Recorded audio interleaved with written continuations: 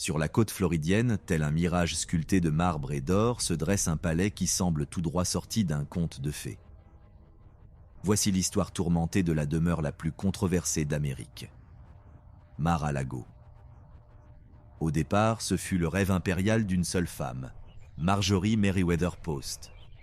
Elle conçut Mar-a-Lago comme son trône éternel, une salle de banquet où les rires résonnaient alors même que le pays sombrait dans la Grande Dépression, la guerre et la misère. Ici, les lustres en cristal brillaient d'un éclat plus vif que l'espoir de millions d'Américains. Mais cette villa ne fut jamais qu'une simple résidence de plaisance. En ces lieux, se sont réunis ceux qui possédaient le pouvoir de changer le cours de l'histoire. Des dîners glamour d'autrefois à la diplomatie feutrée de la guerre froide, le palais a fini par échoir à un futur président. Et Mar-a-Lago est devenu bien plus qu'un club pour privilégiés. C'est un symbole de lutte, de scandale et de la colère d'une nation divisée. Dans ces mêmes couloirs où l'on portait jadis des toasts à la paix, on débat aujourd'hui de documents secrets, de procès retentissants et de batailles politiques. Comment ce refuge doré est-il passé d'un sanctuaire féerique à une arène de sombres tractations, de destins brisés et de secrets dangereux?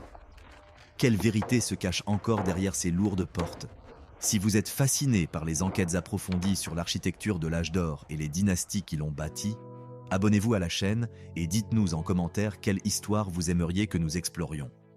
L'édifice surgit du rivage comme s'il avait été transporté d'un autre siècle, voire d'un autre continent. 128 pièces, 58 chambres, 33 salles de bain, des plafonds à la feuille d'or capturant la lumière du matin et des sols en marbre ayant traversé l'océan. C'est Mar-a-Lago, de l'espagnol mer à lac, s'étendant de l'Atlantique jusqu'à la voie navigable intracôtière. 17 hectares de ce qui devait être un paradis terrestre. Mais avant de devenir un club privé, avant d'abriter un président, avant les protestations, les gros titres et les enquêtes fédérales, ce lieu fut la réponse d'une femme à une question obsédante qu'elle ne pouvait fuir. Comment s'acheter une place dans un monde qui ne veut pas de vous? C'est l'histoire de ce manoir. Et comme tant de sagas américaines, tout commence par l'argent. Des sommes spectaculaires, et cette étrange réalité où la fortune peut ouvrir presque toutes les portes, tout en laissant les plus importantes fermement closes. Commençons avec Marjorie Merriweather Post. Née en 1887, héritière de la Postum Cereal Company qui deviendrait plus tard le géant General Foods. À la mort de son père en 1914, elle n'avait que 27 ans. Du jour au lendemain, elle devint l'une des femmes les plus riches d'Amérique. Au début des années 1920, sa fortune s'estimait en dizaines de millions de dollars, l'équivalent de plusieurs milliards aujourd'hui. Cet argent lui offrit de multiples domaines, des yachts et des collections d'art dignes de musées. Il l'aida même à trouver 4 maris, bien qu'il ne pût en retenir aucun. Pourtant, tout l'or du monde ne pouvait lui offrir ce qu'elle désirait le plus, une acceptation inconditionnelle au sein des cercles sociaux les plus exclusifs et les plus anciens d'Amérique. Le problème était simple et pour elle presque insoluble. Marjorie était une nouvelle riche. Sa fortune provenait des céréales, de boîtes de petits déjeuners vendues au peuple américain. Ce n'était pas l'argent du chemin de fer, ni celui des banques, ni ce genre de patrimoine bâti lentement sur des générations par des familles dont les noms figuraient dans les livres d'histoire. Les héritiers la regardaient de haut. Les Vanderbilt restaient polis mais distants. À Newport, lors des rassemblements les plus prestigieux, Marjorie ressentait toujours la présence d'un mur invisible. Elle recevait des invitations, certes. Elle était bien trop riche pour être totalement exclue, mais elle n'était jamais vraiment à l'intérieur. Le rejet était cuisant. Marjorie avait un goût impeccable. Elle collectionnait les trésors impériaux russes, le mobilier français, les peintures de la Renaissance. Elle recevait avec faste, elle était généreuse, cultivée, éduquée. Mais rien de tout cela ne semblait compter. La vieille société avait ses règles, et l'une d'elles dictait que l'argent des céréales n'était pas de l'argent sérieux. Pour comprendre la décision de Marjorie de construire Mar-a-Lago, il faut comprendre cette blessure. Le manoir n'était pas simplement une résidence d'hiver. C'était un manifeste, un argument gravé dans la pierre et l'or. Le message était clair. Vous ne m'acceptez peut-être pas, mais vous ne pourrez plus jamais m'ignorer. L'emplacement lui-même fut un choix calculé. Dans les années 1920, Palm Beach devenait le terrain de jeu hivernal des riches nordistes. Le climat y était idéal, le littoral spectaculaire, mais les grandes maisons qui bordaient l'île appartenaient pour la plupart à ces mêmes familles qui faisaient sentir à Marjorie qu'elle était une étrangère. Elle décida donc de bâtir quelque chose de plus grand, de plus époustouflant, quelque chose qui ferait paraître leur demeure presque modeste en comparaison. La décision de commander Mar-a-Lago fut prise vers 1924. Marjorie acheta le terrain, une étroite bande de l'île Barrière de Palm Beach pour environ 1,5 million de dollars, une somme faramineuse pour l'époque. La propriété était unique, s'étirant de l'océan Atlantique à l'est jusqu'au lac Worth à l'ouest. Elle engagea les architectes Marion Sims Wyatt et Joseph Urban avec des instructions précises et audacieuses. Elle voulait un palais hispano-mauresque, un clin d'œil aux grands domaines européens mais indéniablement américain par son échelle et son assurance. Elle voulait des tuiles importées, de la feuille d'or sur les plafonds, une tour visible depuis l'océan. En somme, elle voulait bâtir l'incontournable. La construction débuta en 1925 et le travail allait durer 4 ans. Ce fut l'édification d'un fantasme, payé au prix de la pierre et de la sueur. Mar-a-Lago s'éleva lentement du sol sablonneux de Palm Beach. Ce ne fut pas simplement un chantier, mais l'importation pièce par pièce d'un monde imaginaire à travers les océans. La vision de Marjorie exigeait des matériaux que la Floride ne possédait pas.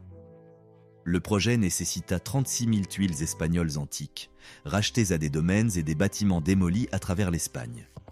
La pierre des murs extérieurs provenait de carrières génoises qui avaient fourni des palais méditerranéens des siècles plus tôt. Les plafonds en bois sculptés furent commandés à des artisans en Italie. La table de la salle à manger, une pièce unique et massive, était si lourde que le sol dut être renforcé pour la soutenir. L'échelle était extraordinaire, même pour les standards de l'âge d'or. La maison principale couvrait à elle seule près de 6 000 mètres carrés. La tour, visible à des kilomètres à la ronde, s'élevait dans le ciel de Floride comme un phare ou un défi. Il y avait 75 pièces dans la conception originale, un nombre qui allait croître avec le temps. Chaque détail reflétait l'idée précise que Marjorie se faisait de la grandeur. Des carreaux peints à la main dans les salles de bain, des soieries murales dans les chambres, une salle de bal blanc et or assez vaste pour accueillir des centaines d'invités. Pourtant, pour saisir la véritable dimension de Mar-a-Lago, il ne faut pas se contenter de regarder le palais scintillant. Il faut comprendre ce qui se trouvait en dessous et derrière, une ville invisible conçue pour faire fonctionner le rêve. Le manoir exigeait une véritable armée. Des cuisines s'étendaient en sous-sol, reliées à la maison principale par des couloirs de service dérobés aux yeux des invités. Des chambres froides industrielles stockèrent la nourriture pour des dîners fastueux. Des blanchisseries traitaient le flot incessant de linge de maison. Les salles des machines, véritables sanctuaires techniques, abritaient les chaudières et les pompes, rendant le rêve habitable, y compris l'air conditionné, un luxe presque inouï dans les années 1920, surtout en Floride. Les quartiers du personnel formaient un monde à part, clos sur lui-même. Des douzaines de travailleurs vivaient sur place, cuisiniers, femmes de chambre, jardiniers, mécaniciens, chauffeurs, secrétaires particuliers. Durant la saison, le domaine employait entre 50 et 60 personnes, toutes indispensables pour maintenir l'illusion d'une élégance sans effort. Ce monde parallèle était conçu pour rester hors de vue. Des escaliers de service permettaient aux employés de se déplacer sans jamais croiser les halls principaux. Marjorie voulait la perfection, mais elle voulait qu'elle paraisse légère, presque magique, jamais le résultat d'un labeur visible. Bien avant la première réception, la construction de Mar-a-Lago reposa sur des centaines d'hommes. Des ouvriers locaux, souvent noirs ou hispaniques, travaillant pour des salaires de misère, accomplirent les tâches les plus lourdes, tandis que des artisans qualifiés arrivèrent d'Europe et du nord des États-Unis. Les registres de paix suggèrent que la main-d'œuvre atteignit un pic de plus de 200 personnes durant les phases les plus intenses du chantier. Les conditions étaient infernales. La chaleur et l'humidité de la Floride rendèrent le travail en extérieur exténuant. Une poussière de grès saturait l'air. L'installation délicate des tuiles importées exigeait une précision chirurgicale sous une pression constante, car chaque retard entraînait des dépassements de coûts que les régisseurs de Marjorie refusaient catégoriquement. Les blessures, rapporte-t-on, étaient monnaie courante. Chute d'échafaudage, coupures causées par la pierre ou le verre, insolation foudroyante. Ces ouvriers bâtissaient quelque chose de magnifique, mais leurs noms, à quelques rares exceptions près, ont disparu des archives. Le coût fut vertigineux. Les estimations varient, mais la plupart des historiens situent la facture de construction entre 7 et 10 millions de dollars, soit plus de 150 millions de dollars actuels. Et ce chiffre ne couvrait que l'édifice lui-même. Il n'incluait ni le mobilier, ni les collections d'art que Marjorie allait accumuler, ni l'entretien perpétuel qui engloutirait des millions supplémentaires au fil des décennies. Le timing rendit le tout encore plus frappant. Mar-a-Lago fut achevé en 1929, l'année même du crash boursier et du début de la Grande Dépression. Tandis que Marjorie recevait dans sa salle de bal, les files d'attente pour la soupe populaire s'allongeaient dans les villes américaines. Alors que son personnel servait des dîners sophistiqués dans de la porcelaine bordée d'or, des familles luttaient ailleurs pour s'offrir un simple repas. Le contraste était brutal, impossible à ignorer. Bien que beaucoup, au sein de la société de Palm Beach, fissent de leur mieux pour occulter cette réalité, Marjorie elle-même ne sembla jamais percevoir cette contradiction comme un problème moral. Elle croyait sincèrement que sa fortune créait des emplois, que ses dépenses faisaient circuler l'argent, que son mécénat envers les artistes et les artisans servait le bien commun. Que les hommes taillant la pierre sous le soleil de plomb de Floride aient partagé ce point de vue est une chose que l'histoire n'a pas retenue. Le manoir ouvrit pour sa première saison complète début 1930. Marjorie y accueillit amis, partenaires d'affaires, petite noblesse européenne et quiconque dont la présence pouvait rehausser son statut social. Les fêtes devinrent rapidement légendaires. Les orchestres jouaient dans la salle de bal. Le champagne coulait à flot malgré la prohibition. Les listes d'invités mêlaient des noms d'Hollywood, de Washington et de Wall Street. Mais la question qui avait motivé tout ce projet flottait toujours dans l'air. Avait-elle enfin créé quelque chose d'assez grandiose pour effacer la ligne invisible entre elle et ses vieilles familles qui, même maintenant, la voyaient discrètement comme une étrangère ? La réponse, lente et douloureuse, allait se révéler dans les années à venir. Les hivers dorés et la machinerie souterraine de Mar-a-Lago suivaient un rythme aussi précis qu'une horlogerie suisse. Chaque mois de novembre, Marjorie arrivait de son domaine de l'État de New York ou de sa résidence de Washington. Des semaines durant, le personnel s'était affairé. Chaque surface avait été polie, chaque pièce aérée et récurée, des fleurs fraîches disposées dans le hall d'entrée, les cuisines approvisionnées pour des mois de réception. Lorsque la voiture de Marjorie franchissait les grilles, le manoir semblait l'avoir attendu, immuable et parfait, figé dans l'attente de son retour. La saison d'hiver commençait. Les listes d'invités étaient élaborées avec un soin méticuleux. Diplomates et épouses, titans de l'industrie dont les fortunes rivalisaient avec celles de Marjorie, voire la dépassaient. Acteurs et actrices dont les noms dans les journaux ajoutaient une couche de glamour. Et lorsqu'elle parvenait à les attirer, d'authentiques aristocrates européens, comtes et comtesses au titre réel, aux arbres généalogiques séculaires dont la présence avait pour Marjorie plus de valeur que presque tout le reste. Les dîners étaient des productions théâtrales, pas de simples repas. 30 ou 40 convives assis dans la salle à manger formelle, la table s'étirant sous le plafond sculpté. 7 plats, parfois plus. Des vins tirés des vastes caves de Marjorie. Des verres en cristal capturant la lueur des bougies. Des conversations naviguant prudemment sur des sujets sûrs, voyages, art, potins mondains, tout en évitant soigneusement tout ce qui était trop politique, trop controversé ou trop proche des conflits du monde réel. Après le dîner, les invités glissaient vers la salle de bal ou le salon. Parfois on dansait, parfois on jouait aux cartes. Toujours régnait ce sentiment d'être quelque part, dans un lieu important, exclusif, un endroit qui signifiait que vous comptiez. Mais sous cette chorégraphie tournait la machinerie qui rendait tout cela possible. Pendant que les invités dînaient à l'étage, les cuisines en sous-sol opéraient avec une précision quasi militaire. Les chefs dirigeaient des équipes de sous-chefs et de commis. Les plats passaient des tables de préparation au fourneau, puis au plateau de service dans des séquences minutées. Un plat terminé, les assiettes débarrassées, le suivant attendait déjà. La chaleur était implacable. Les gazinières rugissaient, les fours étaient à pleine puissance, la vapeur s'élevait des marmites et la pression ne faiblissait jamais. Le personnel de cuisine enchaînait des tours de 12 heures lors des grands événements, parfois plus. La paie était modeste. Le labeur, lourd et souvent dangereux. Les brûlures causées par les poêles brûlantes et l'eau bouillante étaient monnaie courante. La cadence ne ralentissait pas. Les erreurs étaient remarquées et rarement pardonnées. Au-delà des cuisines, la blanchisserie s'attaquait à des montagnes de linge. Chaque nappe, chaque serviette, chaque drap de chaque chambre d'amis devait être lavé, repassé et rangé sans le moindre pli. Le travail était chaud, répétitif et sans fin. Les femmes qui s'en chargeaient, car c'était presque exclusivement des femmes, arrivaient avant l'aube et repartaient après la nuit tombée durant les semaines les plus chargées. Dehors, les jardiniers maintenaient les 17 hectares dans un état immaculé. Gazon coupé au millimètre, haies taillées avec une précision géométrique, palmiers inspectés pour détecter maladies ou dégâts de tempête. L'air salin rongeait le métal et la pierre, exigeant des réparations constantes. L'équipement nécessitait un entretien régulier. L'océan grignotait la digue, menace lente et patiente. Les systèmes mécaniques réclamèrent leur propre part d'attention. Les chaudières chauffaient l'eau pour des douzaines de salles de bain. Les premières unités de climatisation menaient une bataille perdue d'avance contre l'humidité floridienne et devaient être cajolées pour fonctionner. Les systèmes électriques étaient surveillés pour s'assurer que les lumières ne faiblissent jamais à un moment crucial. Des hommes travaillaient dans des pièces sans fenêtres, remplies du grondement des machines, surveillant des jauges et ajustant des vannes pour maintenir l'illusion intacte. Le personnel vivait dans un monde séparé, physiquement proche, mais socialement distant.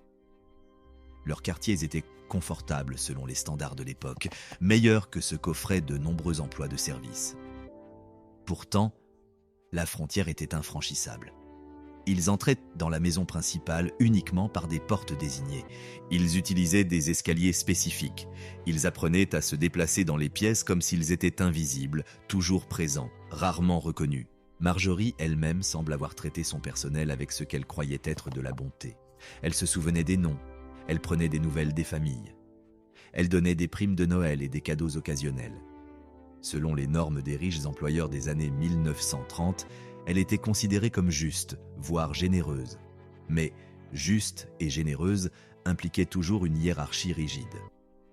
Cela signifiait toujours des travailleurs qui ne pouvaient rêver d'envoyer leurs propres enfants dans les écoles où étudiaient les petits-enfants de Marjorie. Cela signifiait toujours une salle de bal où le personnel pouvait arranger les fleurs et polir les parquets, mais jamais danser. Le contraste était toujours là, même si peu le nommaient à voix haute. En haut, les invités en tenue de soirée sirotèrent du champagne et comparaient leurs récents voyages en Europe. En bas, des travailleurs en uniforme tachés de sueur transportaient des caisses de vin et récuraient la graisse de cuisson sur des fourneaux industriels. Le manoir fonctionnait grâce à cette division. Le fantasme en dépendait. Les invités venaient à Mar-a-Lago pour échapper au monde ordinaire, pour entrer dans un espace où la beauté semblait sans effort et l'abondance naturelle. Cette illusion exigeait des mains invisibles accomplissant un travail invisible. Certains soirs, après que les derniers invités furent allés se coucher, après que la dernière vaisselle fut lavée et les lumières de la salle de bal tamisées, Marjorie marchait seule à travers les pièces sombres. Le silence était alors différent. Non pas le calme électrique précédant une fête, mais quelque chose de plus lourd, de plus vide. La question qu'elle avait bâtie avec Mar-a-Lago pour y répondre persistait dans ce silence. Était-ce suffisant ? Avait-elle enfin prouvé ce qui devait l'être ? Les murs, aussi magnifiques fussent-ils, n'offraient aucune réponse. Durant les années de guerre, l'illusion de la permanence demeura. Le monde au-delà de Palm Beach changeait. À la fin des années 1930, l'Europe glissait inexorablement vers la guerre. L'Allemagne d'Hitler s'étendait. L'Italie de Mussolini devenait plus agressive. La paix, maintenue avec tant de soin depuis 1918, s'effondrait. À Washington, les politiciens débattaient du rôle de l'Amérique. À New York, les familles ayant des proches outre-mer attendaient anxieusement des nouvelles. À Mar-a-Lago, les fêtes continuaient. Marjorie maintint ses saisons d'hiver jusqu'à la fin des années 1930 avec une constance presque obstinée. La liste des invités changea légèrement. Moins de visiteurs européens, plus d'industriels américains et d'officiers militaires, mais les rituels restaient les mêmes. Dîners à 20h, danses jusqu'à minuit. Il y avait cette certitude muette que ce monde, cet arrangement particulier de richesse et de privilèges durerait toujours. L'illusion était puissante, en partie parce que Marjorie elle-même y croyait, ou choisissait d'y croire. Elle avait bâti une œuvre qu'elle pensait impérissable, quelque chose qui survivrait aux modes et aux crises. Mar-a-Lago était fait de pierre et de marbre, d'artisanat et d'art. Dans son esprit, c'était là des choses qui duraient, des choses qui comptaient. Mais l'éternité, s'avéra-t-il, était plus complexe que l'architecture. Lorsque l'Amérique entra dans la Seconde Guerre mondiale en décembre 1941, tout bascula. Palm Beach, comme le reste du pays, se mobilisa. Les jeunes hommes issus des familles du personnel s'engagèrent ou furent appelés sous les drapeaux. Le rationnement toucha même les plus grandes maisons. Sucre, beurre, essence. Tout devint soudainement limité. La garde côtière établit des patrouilles le long des plages de Floride, guettant les sous-marins allemands dont on signalait la présence dans les eaux atlantiques, inconfortablement proches du rivage. Mar-a-Lago fut même proposé au gouvernement pour un usage militaire. L'offre fut déclinée. Le manoir était trop voyant, trop difficile à défendre, trop peu pratique pour de réelles opérations militaires. Mais Marjorie se jeta dans l'effort de guerre avec une énergie sincère. Elle finança du matériel médical, organisa des galas pour vendre des obligations de guerre et transforma des parties de ses autres domaines en lieux de convalescence pour les soldats blessés. Les années de guerre révélèrent une chose inattendue à propos du manoir, sa vulnérabilité. Les murs de pierre et les plafonds dorés, qui semblèrent si solides, étaient en réalité fragiles, dépendant d'un soin constant que les conditions de guerre rendaient difficiles. La pénurie de personnel fit que certaines pièces restèrent inutilisées et non nettoyées.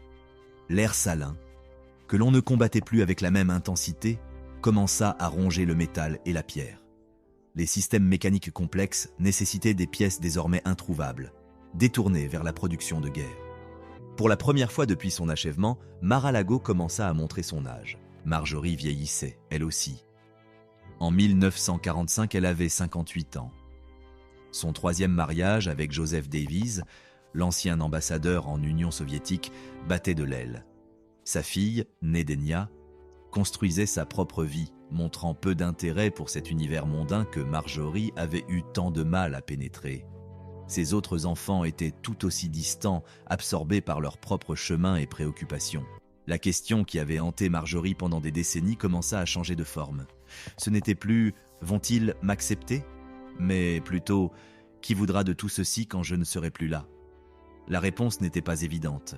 Mar-a-Lago était magnifique, mais cette magnificence avait un prix. L'entretien annuel, à lui seul, s'élevait à des centaines de milliers de dollars. Les impôts fonciers étaient considérables, la masse salariale lourde, chauffage, électricité, eau, réparation. Le manoir consumait l'argent à un rythme qui mettait à l'épreuve même la fortune de Marjorie. De plus, le monde social que le palais avait pour mission d'impressionner était en mutation. Les vieilles familles, les anciens gardiens du temple perdaient lentement leur emprise sur la haute société américaine. L'argent nouveau devenait acceptable. Pas l'argent des céréales du petit déjeuner, mais l'argent d'Hollywood, du pétrole, et bientôt de la technologie. Les règles changeaient, mais trop tard pour Marjorie, et d'une manière qui laissait sa propre position incertaine. Plus troublante encore, ses enfants n'en voulèrent pas. Le manoir incarnait le rêve de Marjorie, la réponse de Marjorie à la blessure de Marjorie. Ses enfants avaient leurs propres rêves, leurs propres blessures, leurs propres solutions. Aucun d'eux ne souhaitait hériter du fardeau d'un palais exigeant une attention constante, une dépense constante, un effort émotionnel et financier constant. Marjorie commença lentement à penser à la suite. Qu'advient-il d'une telle maison lorsque sa créatrice n'est plus là pour imposer sa pertinence ? Pouvait-elle réalistement passer entre des mains privées ? Devait-elle être donnée, préservée comme une sorte de monument ? Ou était-elle simplement trop chère, trop peu pratique, trop liée à l'instant d'une seule femme dans l'histoire pour lui survivre intacte ? Il n'y avait pas de réponse simple. Alors Marjorie fit ce qu'elle avait souvent fait face à des problèmes insolubles. Elle continua comme si de rien n'était. Les saisons d'hiver reprirent après la guerre. Les fêtes revinrent. Les listes d'invités furent soignées avec la même attention. Le personnel poursuivit son labeur invisible. Mais quelque chose de fondamental avait bougé. La permanence qu'elle pensait avoir coulé dans la pierre et le marbre se révélait temporaire. Après tout, Mar-a-Lago lui survivrait, certes. L'édifice était trop solide pour simplement s'évaporer. Mais ce qu'il deviendrait, qui le revendiquerait, et si une trace de sa vision originale survivrait ? Tout cela était soudainement incertain.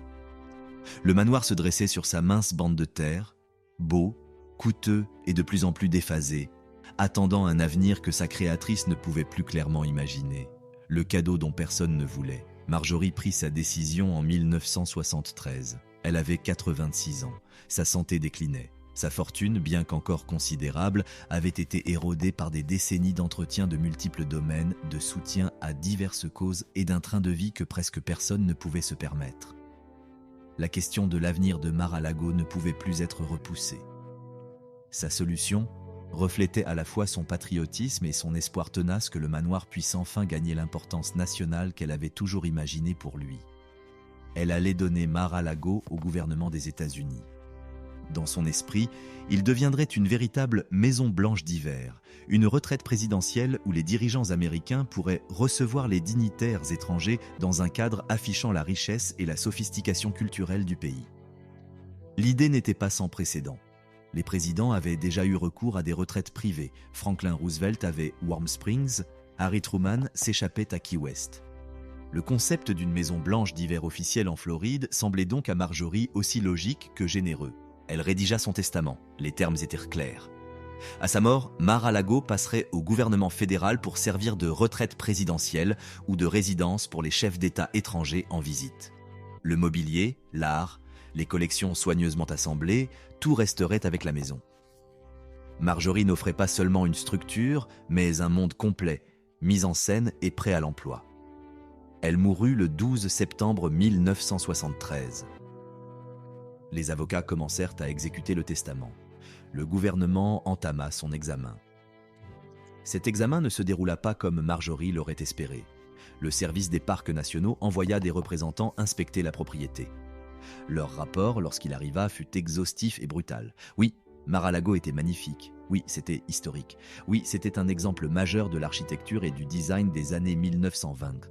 Mais, et c'était là le point décisif, c'était spectaculairement inadapté pour une installation gouvernementale. Les coûts d'entretien étaient faramineux.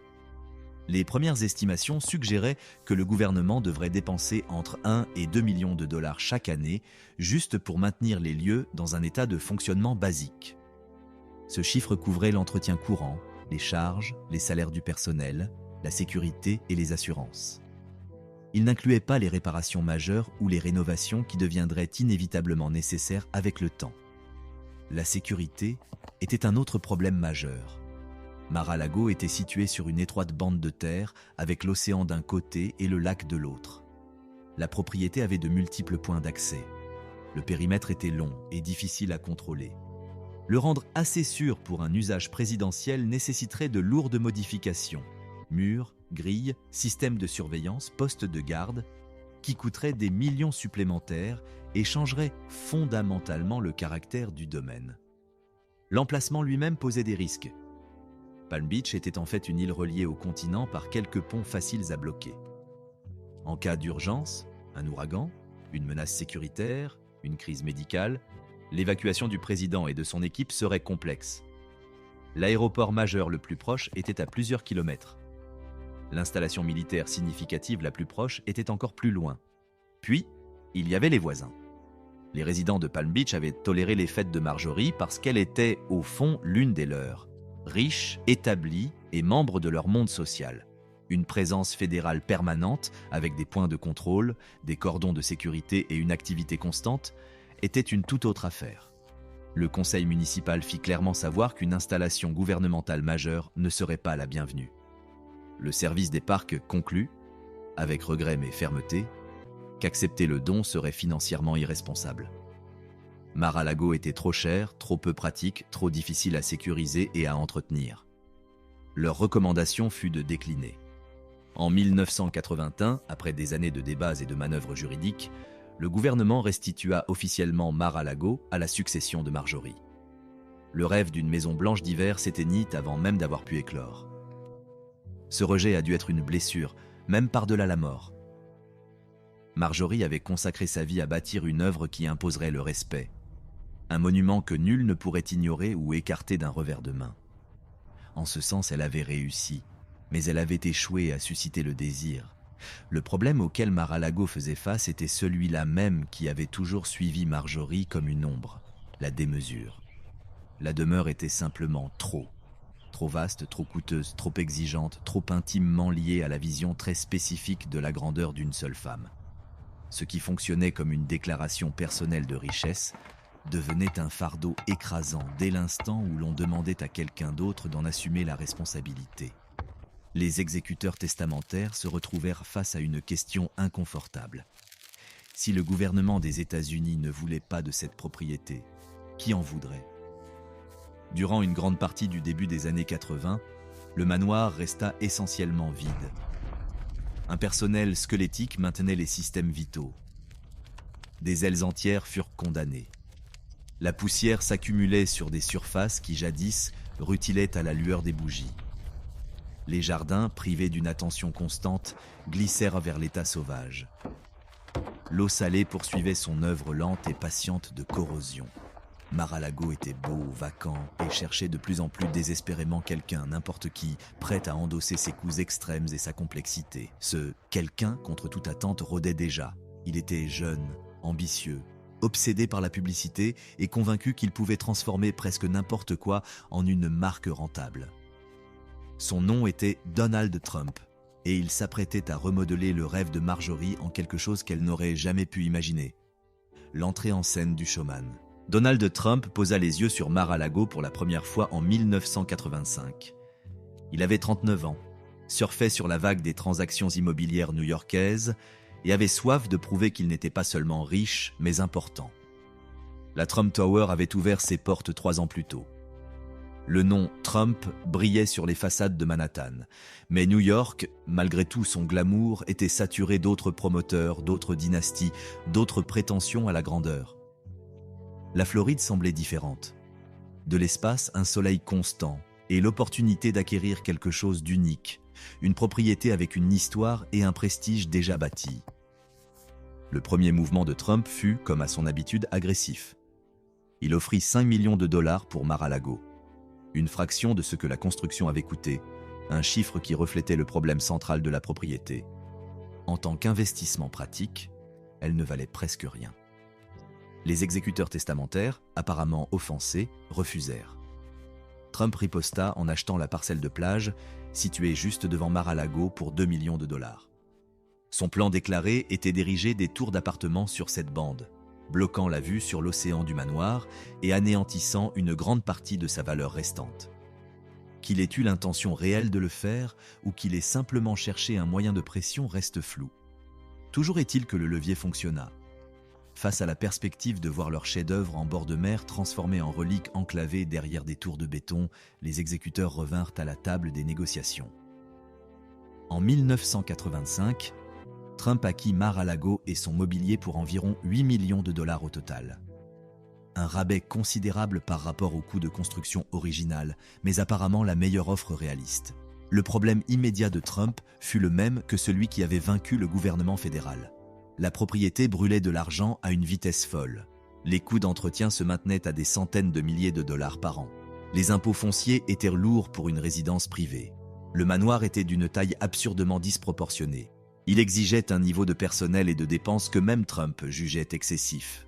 Sa réponse correspondait à son talent particulier pour transformer le statut en liquidité. Il allait convertir Mar-a-Lago en club privé. La transformation débuta en 1995. Trump aurait dépensé environ 3 millions de dollars en rénovation, modernisant les systèmes électriques et les cuisines, remettant à neuf des pièces qui avaient dépéri après des années d'entretien minimal. Pourtant, l'âme de la maison demeura intacte. La salle de bal, la salle à manger, les plafonds à la feuille d'or, les tuiles importées, tout resta. Trump avait compris que ce qu'il vendait n'était ni le confort ni la commodité, mais l'accès à un fantasme très spécifique. Le modèle du club était simple. Les membres payaient un droit d'entrée, d'abord 100 000 $, plus tard porté à 200 000, plus une cotisation annuelle d'environ 14 000 $.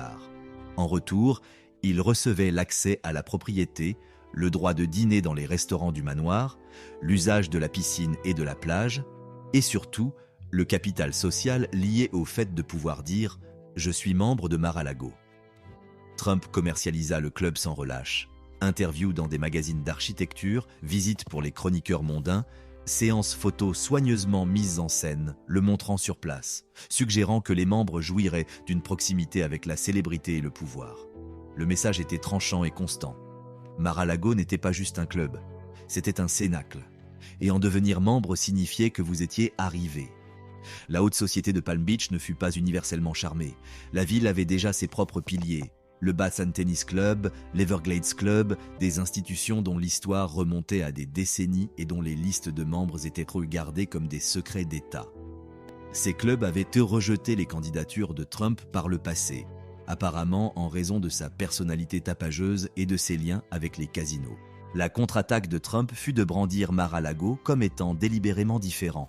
Alors que les clubs établis maintenaient des politiques excluant les Juifs et les Afro-Américains, des pratiques de plus en plus controversées mais toujours présentes, Trump déclara Mar-a-Lago explicitement ouvert à tous, sans distinction de religion ou de race. Que cela vienne d'un principe, d'une stratégie ou d'un mélange des deux reste un sujet de débat. Quoi qu'il en soit, la stratégie porta ses fruits. En quelques années, Mar-a-Lago comptait plusieurs centaines de membres. Les seuls droits d'entrée rapportèrent des dizaines de millions de dollars. Les cotisations annuelles créèrent un flux de revenus prévisible. Trump avait résolu le problème fondamental de Mar-a-Lago. Il avait trouvé un moyen de faire payer d'autres personnes pour entretenir le rêve de Marjorie. Pourtant, le club ne fut jamais qu'une simple affaire commerciale. Dès le début, Trump utilisa Mar-a-Lago comme une scène pour ses propres ambitions. Il y organisait des fêtes somptueuses conçues pour faire les gros titres. Il invitait des politiciens, des athlètes, des artistes, quiconque dont la présence signalait le pouvoir ou la gloire. Mar-a-Lago devenait ce que Marjorie avait peut-être toujours imaginé. Un lieu où des choses importantes se passaient, où des gens importants se réunissaient. La question restait de savoir si ces événements et ces décisions honoreraient le manoir ou le tordraient en quelque chose de plus sombre. La réponse était en route, mais elle nécessiterait une autre décennie et une élection qui stupéfierait le monde. La Maison-Blanche d'hiver, reconsidérée. L'élection de 2016 bouleversa l'échiquier. Lorsque Donald Trump remporta la présidence en novembre, battant Hillary Clinton dans un résultat qui sidéra autant les sondeurs que les experts, le statut de Mar-a-Lago changea du jour au lendemain. La propriété que le gouvernement fédéral avait jadis rejetée comme trop peu pratique, trop chère, trop problématique pour un usage présidentiel, allait devenir exactement cela. Pas officiellement, mais dans la pratique. Trump afficha immédiatement ses intentions. Il passerait beaucoup de temps à Mar-a-Lago durant sa présidence. Il y recevrait des dirigeants étrangers. Il y conduirait les affaires de l'État.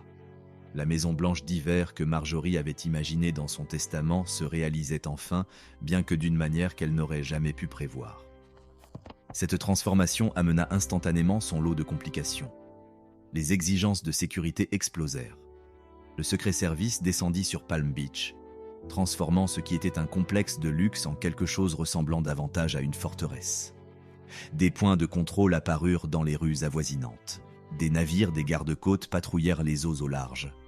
L'espace aérien au-dessus de la propriété fut restreint. Les agents passaient au crible toute personne entrant, y compris les membres du club qui avaient payé des fortunes pour l'illusion d'un accès privilégié et sans effort. Les coûts étaient vertigineux. Mais contrairement à l'offre originale de Marjorie au gouvernement, ces coûts n'étaient pas le problème de Trump.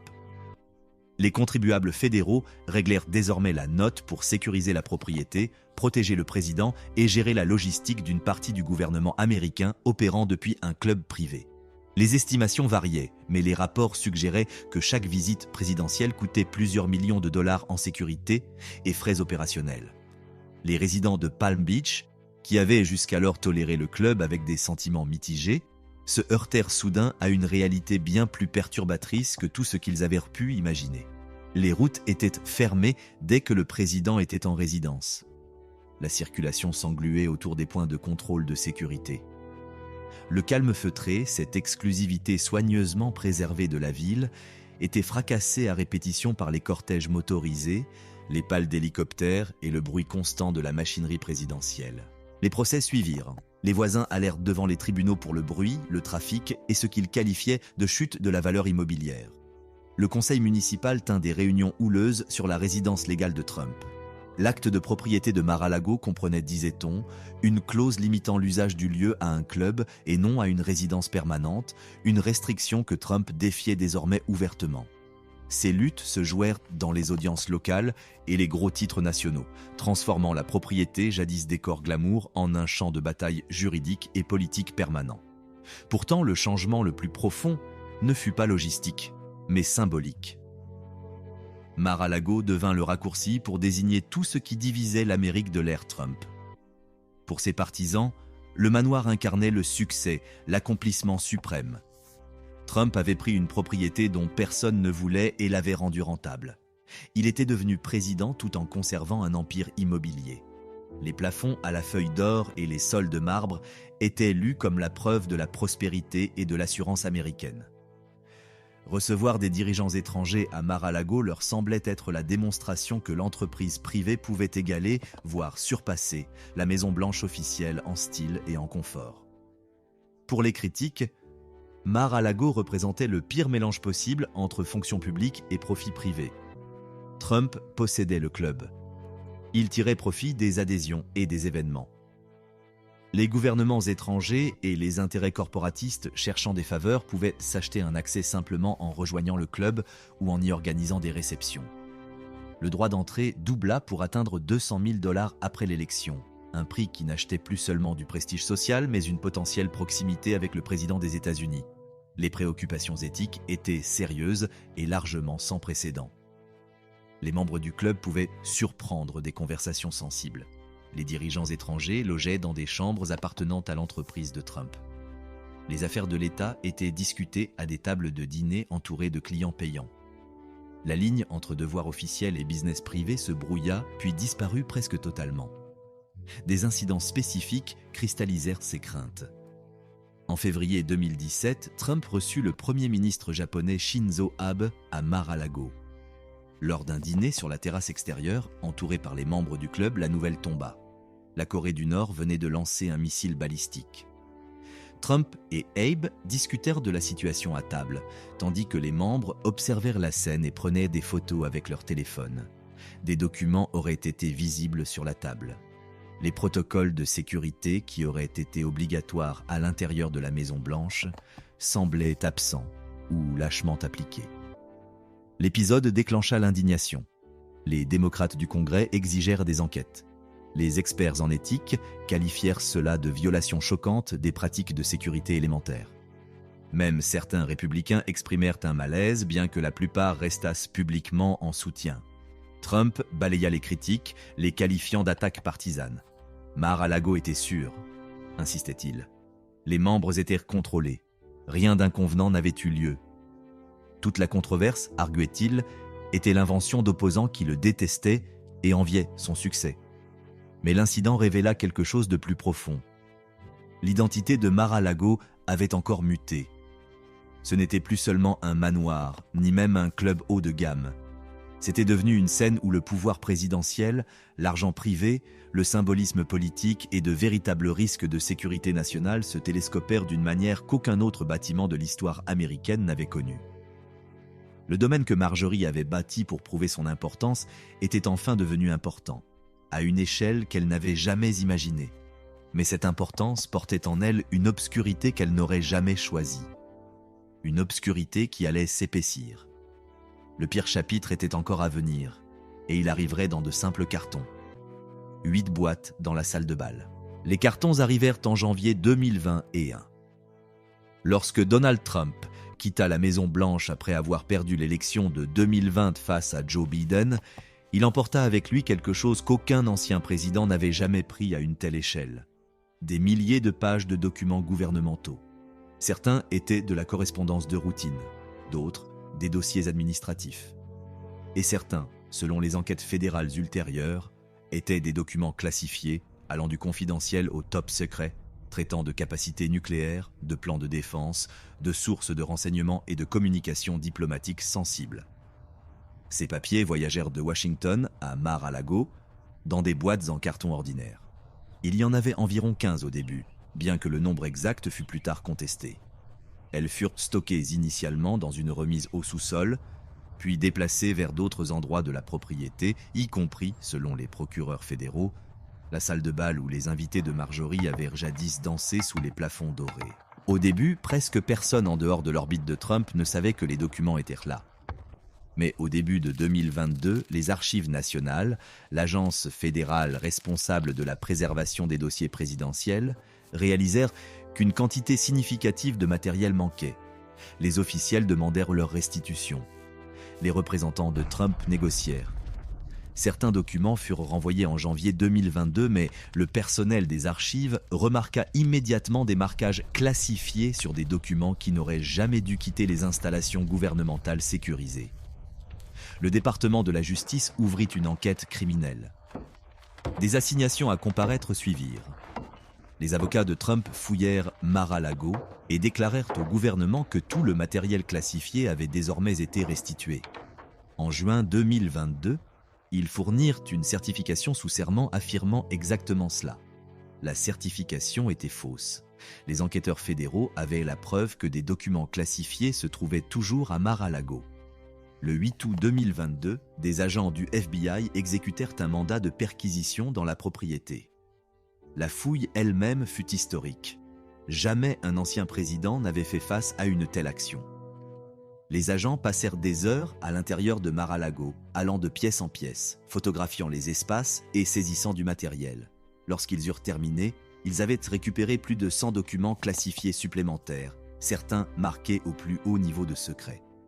Les photographies publiées plus tard dans les dossiers judiciaires montrèrent l'ampleur du problème.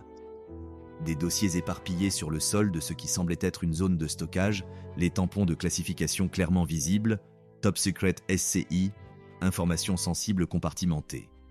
Des documents qui, s'ils étaient exposés à des services de renseignement étrangers, pourraient prétendument compromettre les opérations américaines et mettre des vies en danger. Tout cela avait été stocké à l'intérieur d'un bâtiment accueillant des centaines de membres du club, du personnel événementiel, des ouvriers de maintenance et des invités. Un bâtiment utilisé pour des mariages et des fêtes d'entreprise. Un bâtiment situé sur une île barrière facilement accessible, relié au continent par des routes publiques et un pont.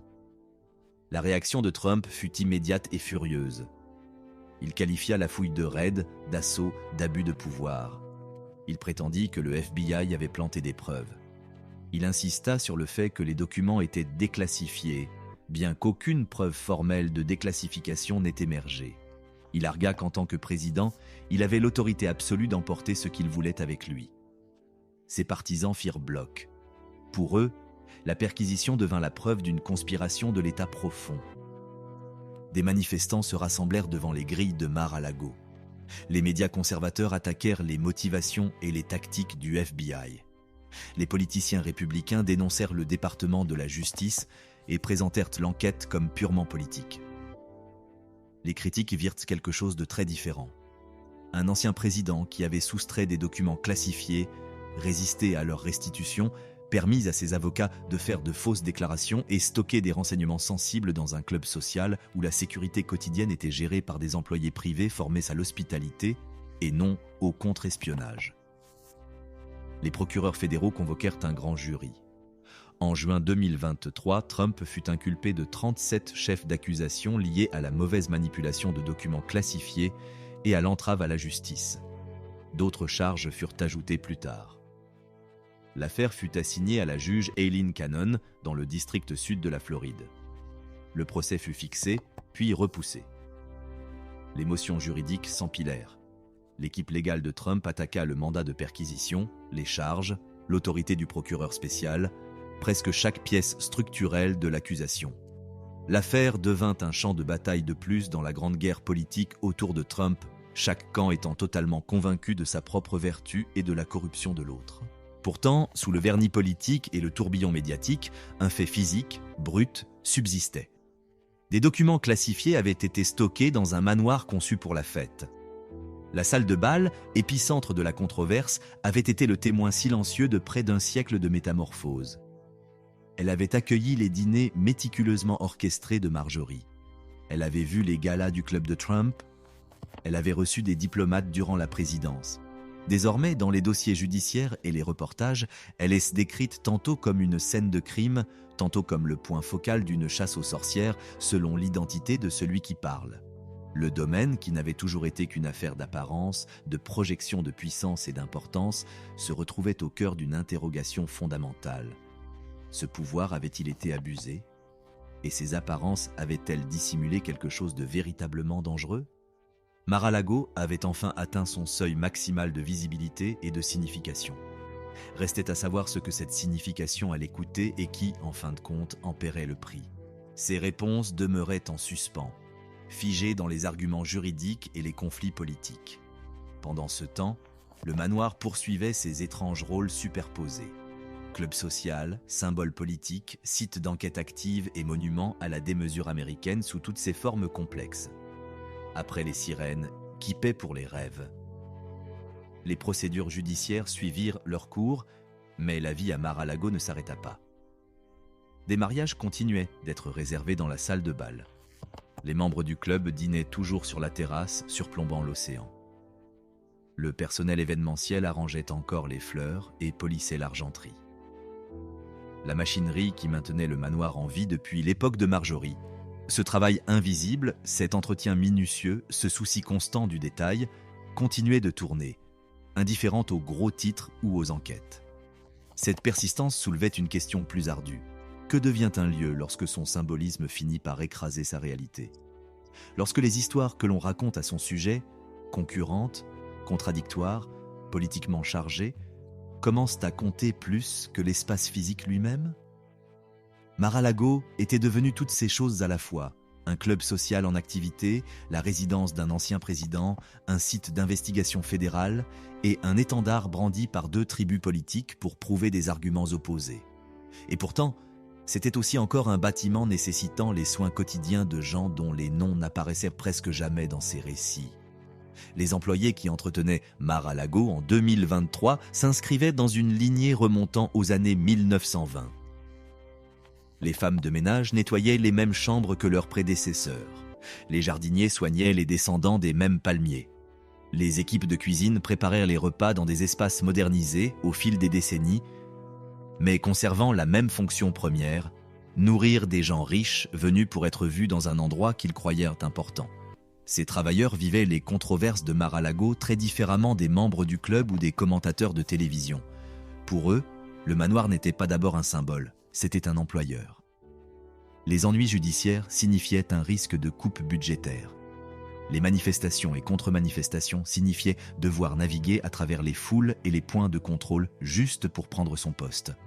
L'attention médiatique signifiait des journalistes les approchant occasionnellement pour des commentaires qu'ils avaient l'interdiction contractuelle de donner. Leur relation à la propriété était fondamentalement différente de celle de tous les autres. Les membres du club payaient pour la proximité avec le prestige. Les politiciens utilisaient le lieu pour signaler leurs alliances. Trump le possédait à la fois comme domicile et comme actif. Les travailleurs, eux, en avaient besoin pour qu'il continue de fonctionner, afin de gagner des salaires qui, bien que rapportés comme supérieurs à de nombreux emplois de service à Palm Beach, semblaient toujours dérisoires face aux fortunes étalées autour d'eux. Cette vérité économique était présente depuis l'ère de Marjorie, mais elle devenait plus visible et plus inconfortable à mesure que la signification politique de Mar-a-Lago grandissait. Le même bâtiment qui symbolisait le succès américain pour certains et la corruption américaine pour d'autres n'était, pour ces travailleurs, qu'un lieu de labeur. Un travail dur, souvent invisible, qui rendait possible chaque fête, chaque sommet, chaque opportunité photographique. L'écho historique était difficile à ignorer. Marjorie avait bâti Mar-a-Lago avec l'aide d'artisans dont les noms ont disparu des archives. Trump le maintenait en activité avec des employés dont l'identité restait tout aussi anonyme, à moins que quelque chose ne tourne mal, une faille de sécurité, un conflit, une remarque anodine à un reporter. Le manoir consumait leur temps et leurs efforts tout en dirigeant l'attention vers le haut, vers les propriétaires, les invités et les drames se jouant dans les salons décorés. Au-delà du personnel immédiat, l'impact du manoir ricochait vers l'extérieur de manière difficile à mesurer. Les résidents de Palm Beach subissèrent les fermetures de routes et les délais de sécurité. Les commerces locaux profitaient parfois de l'afflux de visiteurs et perdaient parfois des clients voulant éviter le chaos. Les valeurs immobilières près du domaine fluctuaient selon que la proximité de l'activité présidentielle était perçue comme un avantage ou une migraine. Il y avait aussi des coûts environnementaux, rarement mentionnés dans les arguments politiques mais impossibles à ignorer. Garder en vie 7 hectares de jardin parfaitement manucurés en Floride exigeait des quantités astronomiques d'eau. La climatisation d'une structure de cette taille demandait une énergie constante. Le domaine reposait sur une île barrière de plus en plus vulnérable à la montée du niveau de la mer et aux ouragans plus violents. Les mêmes forces climatiques qui tôt ou tard imposeraient des choix sur la manière de défendre une maison bâtie presque au bord de l'eau. Toutes ces réalités concrètes existaient sous et à côté du symbolisme. Mar-a-Lago était à la fois un monument à l'excès et un lieu de travail, une arme politique et un bâtiment fragile sur une terre qui s'érode, un paratonnerre pour les disputes nationales et un endroit où des gens essayaient simplement de finir leur service et de rentrer chez eux. Pour saisir toute l'histoire du manoir, il fallait tenir toutes ces perspectives ensemble. Ne pas choisir un seul récit véritable, mais accepter que Mar-a-Lago en contenait plusieurs, que sa signification était fracturée et que différentes personnes habitaient cette signification de manière radicalement différente. Marjorie avait bâti Mar-a-Lago pour répondre à une question personnelle sur l'appartenance et l'importance. L'édifice avait atteint un niveau d'importance bien au-delà de tout ce qu'elle avait imaginé. Mais la question de l'appartenance, qui avait sa place ici, qui était tenue à l'écart, qui gagnait et qui payait discrètement, demeurait aussi enchevêtrée et irrésolue que jamais. Le manoir se dressait sur sa mince bande de terre, toujours beau malgré le scandale, toujours coûteux, toujours disputé, exigeant toujours un labeur constant de la part de ceux qui ne le posséderaient jamais, et des commentaires constants de la part de ceux qui n'y mettraient jamais les pieds. L'océan poursuivait son assaut patient contre la digue. Les touristes continuaient de prendre des photos depuis les plages publiques. Les manifestants et les partisans répétaient leurs rituels devant les grilles. Et à l'intérieur, le travail quotidien continuait. Sols lavés, repas préparés, lustres époussetés, jardins taillés. Le rêve bâti par Marjorie avait survécu. Mais la survie n'est pas la même chose que la victoire. La question était maintenant de savoir si quiconque, propriétaire, invité, critique ou citoyen observant de loin, apprendrait quoi que ce soit du long et étrange voyage de Mar-a-Lago, de la fantaisie privée au point d'ignition nationale. Le manoir comme miroir. Les leçons étaient là. Que quelqu'un choisisse de les voir était une toute autre question. L'histoire de Mar-a-Lago, longue de près d'un siècle, reflétait les contradictions de l'Amérique avec une clarté inconfortable. Le manoir était un miroir, et ce qu'il montrait dépendait entièrement de qui regardait et de ce qu'il était prêt à admettre. Pour certains, Mar-a-Lago illustrait l'exceptionnalisme américain à son apogée le plus éblouissant, une femme déterminée, armée d'argent et d'ambition, bâtissant quelque chose d'extraordinaire, un entrepreneur sauvant le lieu de la décrépitude pour le transformer en une entreprise rentable, un président l'utilisant comme toile de fond pour projeter la puissance et l'assurance américaine face aux dirigeants en visite. Dans cette version, le récit parlait de l'entreprise privée réussissant là où le gouvernement avait échoué, d'individus créant de la valeur et de la beauté par la seule force de leur vision et de leur volonté. Pour d'autres, la même séquence d'événements racontait un conte bien plus sombre. Une héritière fortunée érigeant un monument à sa propre gloire pendant que le pays se débattait dans la dépression et l'inégalité. Un homme d'affaires monnayant l'accès au pouvoir d'une manière qui brouillait toutes les lignes éthiques. Un président fusionnant profit personnel et devoir public si totalement que la distinction entre les deux devenait presque impossible. Dans cette narration, l'histoire parlait d'une richesse sans contrôle, d'institutions corrodées et d'élites jouant selon des règles inaccessibles au commun des mortels. Les deux récits contenaient une part de vérité. Les deux omettaient des pièces cruciales. La véritable histoire de Mar-a-Lago était plus désordonnée et plus stratifiée que ce que l'un ou l'autre camp politique voulait bien reconnaître. C'était une histoire de labeur. Le récit de générations de travailleurs dont le talent et l'effort ont bâti et préservé un lieu qu'ils ne pourraient jamais s'offrir, même en tant qu'invités. C'était une histoire d'ambition. La tentative désespérée de Marjorie pour acheter son acceptation. La soif insatiable de Trump pour l'attention et la façon dont les bâtiments deviennent des réceptacles pour des besoins humains qu'aucune architecture ne peut pleinement satisfaire. C'était aussi une histoire de classe en Amérique, sur la distance vertigineuse entre ceux qui servent et ceux qui sont servis. Une distance qui à peine bougeait, quel que soit le nom fortuné inscrit sur l'acte de propriété ou le parti occupant la Maison-Blanche. Les ouvriers qui sculptèrent la pierre et posaient les tuiles à la fin des années 1920 et le personnel qui changeait les draps et portait les plateaux au début des années 2020 occupaient des échelons étonnamment similaires sur l'échelle sociale. Séparés par un siècle mais unis par une même dynamique, leur labeur était la fondation du luxe d'autrui. C'était une histoire sur la façon dont l'Amérique mythifie la richesse. Marjorie croyait que l'étalage forcerait le respect. Trump croyait que s'entourer d'opulence prouverait son importance. Tous deux avaient tort et raison à la fois. Le manoir commandait l'attention. Il signalait le pouvoir. Il générait une certaine forme d'importance, mais il exposait aussi la vacuité au cœur d'un pouvoir qui n'existe souvent que pour la galerie. La façon dont les plafonds à la feuille d'or et le marbre importé peuvent sembler à la fois impressionnants et vides, beaux et étrangement dénués de sens. Le manoir a aussi révélé avec quelle facilité les intérêts publics et privés fusionnent une fois que la richesse atteint un certain niveau. La tentative de Marjorie de donner Mar-a-Lago au gouvernement a échoué, mais l'utilisation qu'en a faite Trump comme scène présidentielle a réussi, créant exactement le type de conflit que le don rejeté de Marjorie visait à éviter. L'édifice a mis à nu les failles des règles éthiques, des hypothèses de sécurité et des normes non écrites sur la conduite présidentielle et les limites de l'acceptable. Plus que tout, l'histoire de Mar-a-Lago a mis en lumière ce que les Américains choisissent de voir et ce qu'ils ignorent silencieusement. La saga des documents classifiés a déclenché une guerre politique intense.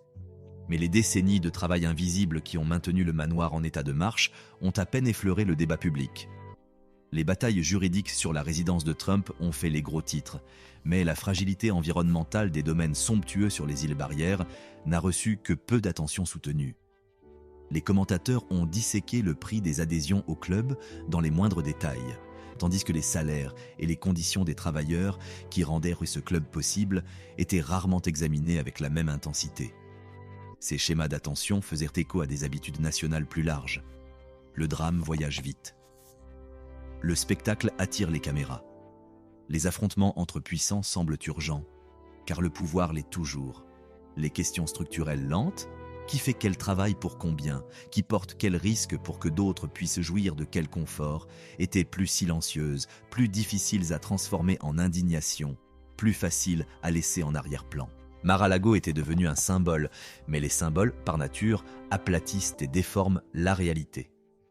Le manoir n'était ni simplement bon ni mauvais, ni seulement un monument au succès ou un temple de la corruption. Il était les deux, et aucun des deux. Un lieu complexe, avec un passé complexe qui refusait de se réduire à une signification unique et propre. La maison avait survécu à sa créatrice. Elle survivrait presque certainement à son propriétaire actuel. La question non résolue était de savoir ce qu'elle deviendrait ensuite, et si ce prochain chapitre serait façonné délibérément, ou s'il se produirait simplement par inertie, déterminé par quiconque aurait assez d'argent et d'ego pour le revendiquer. Les bâtiments ne choisissent ni leur propriétaire, ni leur rôle. Ce sont les hommes qui décident. Les décisions prises au sujet de Mar-a-Lago, le préserver, le réaffecter, le réguler, le condamner, ou simplement le laisser poursuivre son étrange existence hybride, en dirait long sur les valeurs et les priorités américaines. Le miroir était là, figé dans la pierre et le marbre.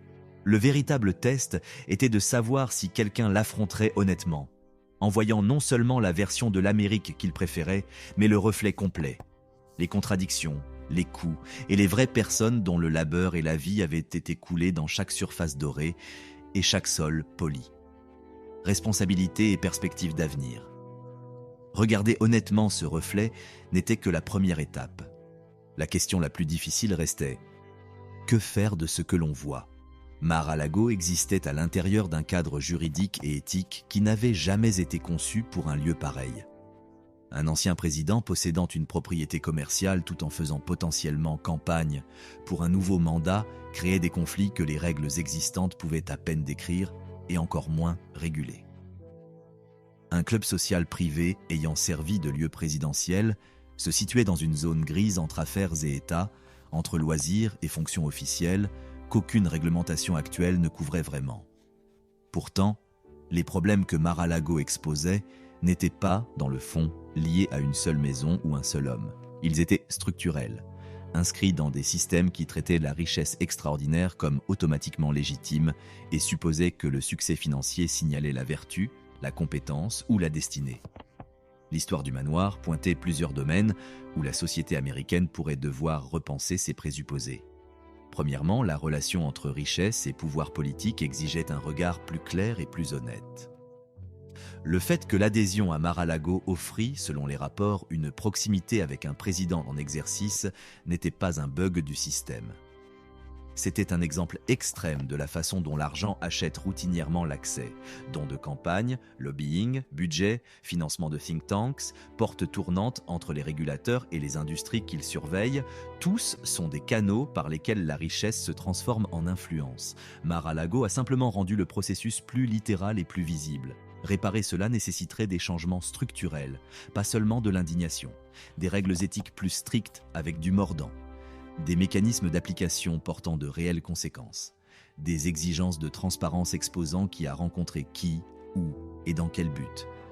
Cela signifierait reconnaître que la proximité avec le pouvoir est en soi un actif précieux, que l'accès est une forme de monnaie et que permettre qu'il soit ouvertement acheté crée un système où le gouvernement penche inévitablement vers ceux qui peuvent payer le prix d'entrée. Deuxièmement, le traitement du travail nécessitait une reconnaissance plus juste. Chaque manoir, chaque complexe de luxe, chaque étalage de richesse soigneusement orchestré reposait sur le travail de personnes dont les contributions étaient routinièrement sous-évaluées et invisibles. Les batailles publiques autour de Mar-a-Lago étaient mises en scène autour de la propriété, de la loi et du symbolisme, tandis que les travailleurs qui maintenaient le bâtiment en fonction n'apparaissaient presque pas dans l'histoire. Cette invisibilité faisait partie du design. Elle soutenait le fantasme réconfortant selon lequel la richesse se crée elle-même, que le luxe jaillit naturellement du talent et de l'effort plutôt que de l'extraction organisée de la valeur du temps et du corps des autres. Faire entrer les travailleurs dans le cadre, connaître leurs noms, comprendre leurs horaires et leurs protections, s'assurer qu'ils reçoivent un salaire juste et une dignité fondamentale exigerait d'admettre des vérités inconfortables sur la façon dont le confort américain est réellement produit et qui en porte le poids. Troisièmement, la préservation et la vocation des propriétés historiques devaient être repensées. Mar-a-Lago était architecturalement significatif, indépendamment de son bagage politique. Les tuiles espagnoles de Marjorie, les plafonds sculptés, les choix de conception excentriques mais méticuleux, tout cela avait une véritable valeur culturelle et historique. Mais cette valeur était verrouillée derrière des frais d'adhésion et des grilles de sécurité, accessibles principalement à ceux capables de signer de très gros chèques. Il existait d'autres voies à travers le pays. Des demeures historiques avaient été transformées en musées, en sites éducatifs, en archives et en espaces publics. Ces conversions reconnaissaient que certains bâtiments comptent au-delà de leur rôle d'actifs privés, que leurs histoires appartiennent à plus de gens qu'aux seuls détenteurs de l'acte de propriété à un moment donné. Mar-a-Lago pourrait, en théorie, raconter des histoires sur l'âge d'or, sur l'architecture comme automythologie, sur le travail et la classe sociale, sur la collision entre richesse et démocratie. Réaliser cela demanderait une volonté politique qui n'existe pas encore, mais Mar-a-Lago ne restera pas éternellement tel qu'il est. Par la vente, l'héritage, un jugement légal ou même les tempêtes et la montée des eaux, son statut finira par changer. Planifier ce changement, penser au-delà de la simple transmission au prochain milliardaire pourrait ouvrir la porte à des usages servant plus que quelques centaines de membres de club. Quatrièmement, et c'est peut-être le plus fondamental, les Américains avaient besoin de manière plus nuancée de penser la richesse elle-même. L'habitude de considérer les grandes fortunes comme une preuve irréfutable de mérite, comme un gage d'intelligence, de discipline ou de valeur morale, a longtemps obscurci une réalité bien plus désordonnée. La richesse n'est presque jamais une génération spontanée. Elle naît d'un mélange d'héritage, de timing, de réseaux préexistants, du travail d'autrui, d'infrastructures publiques, de protection juridique et, oui, parfois, d'un talent authentique et d'un travail acharné. Mais jamais de ces deux seules choses. Marjorie a hérité d'un empire céréalier. Trump a hérité de millions et d'un réseau immobilier paternel. Aucun des deux n'est parti de rien, bien que tous deux se soient appuyés sur des variantes de ce mythe. Ces mythes importent car ils transforment l'inégalité en une pièce de théâtre moral, la faisant paraître méritée, naturelle, presque inévitable, au lieu d'être le produit de choix politiques, d'avantages historiques et de l'accumulation des privilèges. Des récits plus honnêtes sur la richesse, des histoires qui incluraient les héritages, les codes fiscaux, les lois foncières, la race, le genre, le statut migratoire et la simple chance n'effaceraient pas l'inégalité. Mais ils pourraient ouvrir un espace pour se demander si la distribution actuelle des ressources sert réellement le pays, ou si d'autres arrangements pourraient mieux fonctionner pour le plus grand nombre. Aucune de ces conversations n'est facile. Elles remettent en cause des récits américains profondément enracinés sur l'individualisme, la méritocratie et la beauté morale de l'accumulation. Elles demandent aux bénéficiaires du système actuel d'admettre que le jeu n'a jamais été purement équitable, que le succès personnel repose sur des structures que beaucoup d'autres n'ont jamais eu la chance d'utiliser. Mar-a-Lago ne peut forcer personne à avoir ces conversations, mais son histoire offre des portes d'entrée concrètes, des exemples spécifiques et indéniables qui rendent visible l'abstrait. Qui obtient l'accès et pourquoi? Qui fait le travail et pour combien? Comment la puissance publique et la richesse privée s'entrelacent-elles à l'intérieur d'un même mur? La question reste de savoir si les Américains utiliseront ces points d'entrée ou s'ils continueront de se battre sur des symboles tout en laissant les structures sous-jacentes, celles que Mar-a-Lago a si clairement exposées, exactement telles qu'elles sont. Les vagues sur le même mur. Les structures survivraient aux arguments, tout comme le manoir avait survécu à ses bâtisseurs. L'aube a atteint Mar-a-Lago comme elle le fait depuis près d'un siècle. La lumière s'est répandue sur l'Atlantique, touchant d'abord les vagues, puis le sable, et enfin la digue qui sépare l'océan de la propriété. Ce même mur que des ouvriers avaient coulé et empilé dans les années 1920, réparé après les tempêtes, rapiécé et renforcé encore et encore, mais jamais changé dans sa fonction première, retenir l'eau qui sans lui reprendrait la terre. L'océan est patient, il sait attendre. À l'intérieur du manoir, les routines quotidiennes ont repris une fois de plus. Les gardes de sécurité ont changé de quart. Le personnel de cuisine est arrivé pour préparer le petit déjeuner. Les ouvriers de maintenance ont vérifié des systèmes qui nécessitent une surveillance perpétuelle. Le bâtiment exigeait des soins, comme il l'avait toujours fait, comme il le ferait toujours. Cette continuité était peut-être la vérité la plus claire au sujet de Mar-a-Lago. Sous les controverses et le symbolisme, sous les luttes politiques et les dépôts de plaintes, il restait une structure physique qui ne survivait que grâce au labeur physique. Les gros titres changeaient, les propriétaires finiraient par changer. Le sens attaché au lieu montait et descendait au gré des tempêtes culturelles. Mais le travail pour le maintenir debout continuait. Effectué par des gens dont les noms n'apparaîtraient jamais dans les livres d'histoire, dont les perspectives ne façonneraient pas les récits, mais dont l'effort quotidien rendait toute autre histoire possible. Ces travailleurs comprenaient quelque chose qui échappait souvent aux observateurs.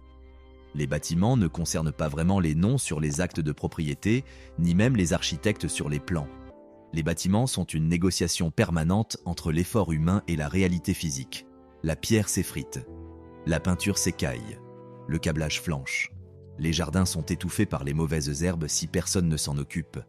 La survie du manoir ne dépendait pas de grandes visions ou de moments dramatiques, mais de tâches calmes et répétitives.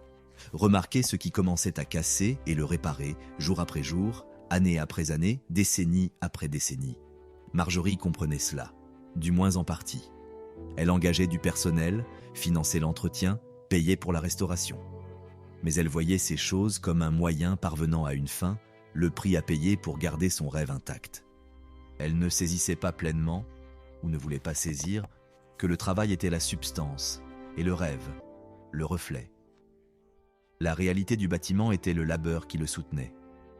Tout le reste n'était que projection sur cette surface. Trump le comprenait différemment, mais pas plus profondément.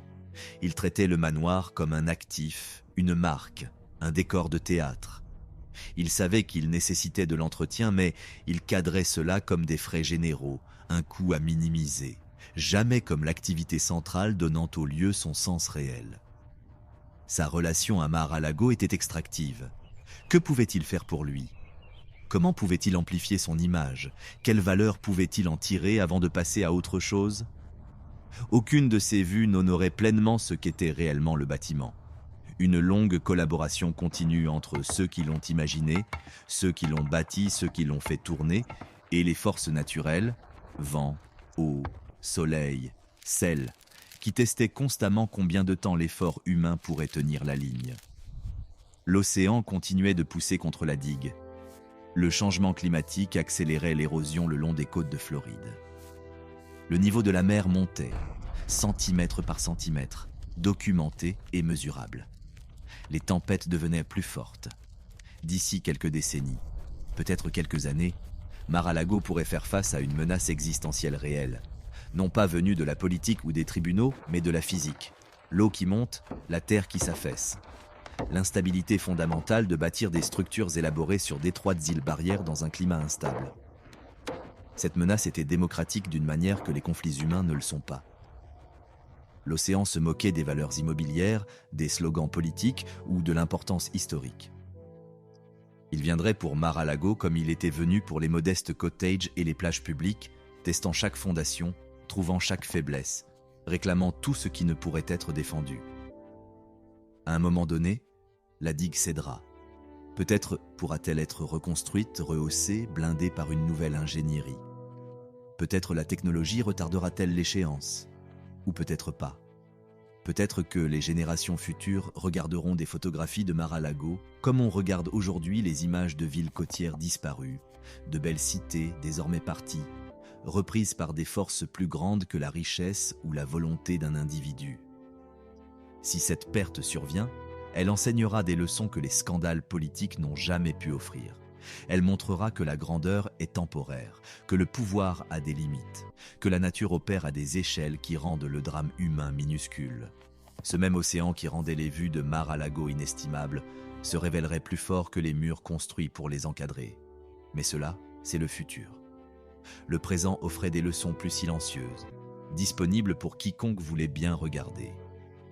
La leçon de la continuité, le travail continu, quels que soient les gros titres. L'effort ordinaire soutient les lieux extraordinaires. C'est la maintenance, et non le spectacle qui empêche le monde de s'effondrer. La leçon de la complexité, les lieux détiennent plusieurs vérités à la fois. Un seul bâtiment peut être beau et compromis, admirable et troublant. Et l'histoire n'est jamais assez simple pour tenir proprement dans le récit d'un seul camp. La leçon de la conséquence, les choix privés ont des effets publics. L'ambition personnelle façonne la réalité collective. Le passé n'est pas scellé en sécurité derrière nous, mais tissé dans le présent, guidant ce qui semble possible et ce qui semble inévitable. Aucune de ces leçons ne requiert d'expertise pour être comprise. Elle ne demande que de l'attention. La volonté de voir Mar-a-Lago non pas juste comme un symbole pour gagner un argument, mais comme un lieu réel avec un passé réel, construit par des gens réels, maintenu par un labeur réel, assis dans un environnement réel qui décidera ultimement combien de temps il pourra demeurer. Ce que nous choisissons de retenir. L'attention était un choix, et les choix sur ce qu'il faut retenir façonneraient l'héritage du futur. L'histoire de Mar-a-Lago serait racontée et re-racontée. Mais quelle version perdurerait ? Serait-ce le conte de l'ambition sociale de Marjorie ?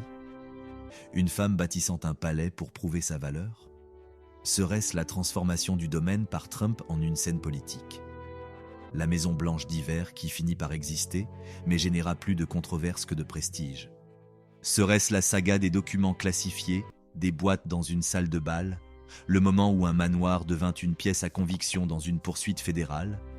Ou serait-ce quelque chose d'autre ? Une version qui inclurait tous ses fils mais refuserait d'en couronner un seul comme étant toute la vérité.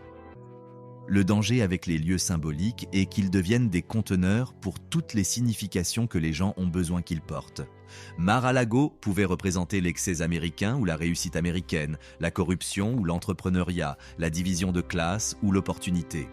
Chaque lecture pouvait se défendre à grand renfort de faits choisis. Chacune servait des objectifs politiques ou idéologiques particuliers et chacune, à sa manière, dissimulait autant qu'elle révélait.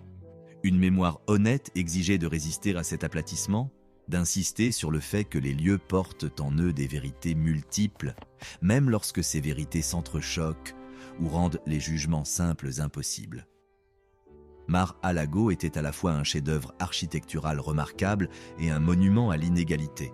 C'était à la fois une propriété sauvée de la décrépitude et un véhicule pour mélanger devoirs publics et profits privés. C'était un lieu de travail pour des centaines d'employés et un symbole brandi dans des luttes politiques nationales. Toutes ces choses étaient vraies simultanément. L'accepter demandait d'apprendre à tenir les contradictions sans se précipiter pour les résoudre, de vivre avec la complexité sans la forcer dans une leçon morale bien rangée. Les archives historiques préserveraient certains faits bruts, dates de construction, chaînes de propriété, détails de conception, dossiers judiciaires. Mais les faits, à eux seuls, ne constituent pas la compréhension. La compréhension nécessitait du contexte, de l'interprétation, et une volonté de poser des questions inconfortables. Quelles histoires ont été enregistrées et lesquelles manquent? Quelles voix ont été amplifiées et lesquelles ont été mises en sourdine? Les ouvriers qui ont bâti et entretenu Mar-a-Lago méritent leur place dans ce récit, non comme élément de décor, mais comme des figures centrales dont le labeur fut aussi essentiel que l'esquisse de n'importe quel architecte ou le rêve de n'importe quel propriétaire. Leur nom, lorsqu'ils pouvaient être retrouvés, devait être inscrit. Leurs conditions de travail, décrites. Leurs perspectives, lorsqu'elles pouvaient être partagées en toute sécurité, devaient siéger aux côtés de celles des présidents, des héritières et des promoteurs. Le cadre environnemental méritait une attention égale. Mar-a-Lago ne flottait pas dans le vide. Il reposait sur une île barrière dépendante d'écosystèmes fragiles, exposés à la montée des mers et à des tempêtes plus violentes. La décision d'élever des structures permanentes élaborées dans de tels lieux reflétait des présupposés sur le contrôle humain de la nature qui devenaient moins crédibles à chaque saison des ouragans. Les historiens du futur pourraient en juger l'ensemble de ce modèle, non seulement Mar-a-Lago, mais la culture plus large de la construction de luxe côtière qu'il symbolisait, comme fondamentalement erronée. Un refus d'accepter les limites physiques que le changement climatique finirait par imposer. Les systèmes économiques qui ont rendu Mar-a-Lago possible méritaient aussi un examen minutieux. La fortune de Marjorie provenait de la transformation alimentaire. Une industrie enracinée dans le travail agricole et les marchés de consommation de masse. L'argent de Trump venait de l'immobilier. Une industrie étroitement liée aux banques, à la politique fiscale, aux lois de zonage et à une longue histoire de discrimination raciale et de ségrégation. Aucune de ces fortunes ne fut une génération spontanée. Toutes deux reposaient sur des structures plus larges, des cadres juridiques et le travail d'autrui. L'histoire honnête nomme ces structures au lieu de répéter les mythes du génie solitaire et autodidacte. Les significations culturelles du manoir continueraient de muter. Ce qui semblait crucial au début des années 2020 pourrait paraître mineur, voire déroutant, aux observateurs du début des années 2070. Les tempêtes politiques qui ont rendu la propriété infâme s'estomperaient à mesure que leurs acteurs principaux quitteraient la scène et que de nouvelles controverses prendraient leur place. Mais le bâtiment lui-même, s'il survivait, demeurerait. Un artefact physique de l'ambition du début du XXe siècle et du conflit du début du XXIe, stratifié de significations que chaque génération revisiterait et réviserait. Cette réinterprétation constante était inévitable. La vraie question était de savoir si elle serait soigneuse ou négligente. Si les futurs Américains feraient le travail difficile de comprendre le contexte et la complexité, ou s'ils projetteraient simplement leurs propres anxiétés vers le passé, tordant l'histoire pour l'adapter aux besoins du présent sans égard pour les réalités d'autrefois. L'éducation offrait l'un des rares remparts contre une interprétation paresseuse. Si Mar-a-Lago devenait un jour un musée ou un site historique, c'est possible, bien que loin d'être garanti, il pourrait porter plusieurs leçons à la fois.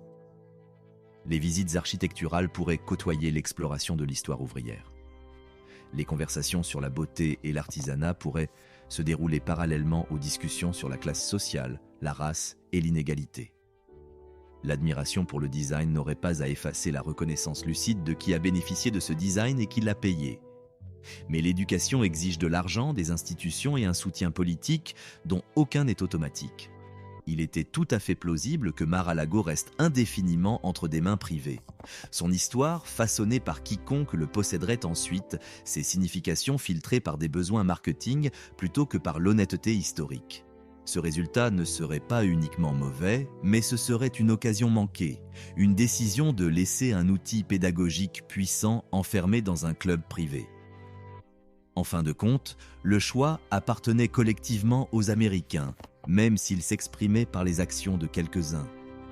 Le choix ne concernait pas seulement le sort de Mar-a-Lago, mais quel genre de pays ils voulaient soutenir, ce qu'ils souhaitaient honorer, ce qu'ils étaient prêts à remettre en question, quel héritage ils espéraient laisser derrière eux.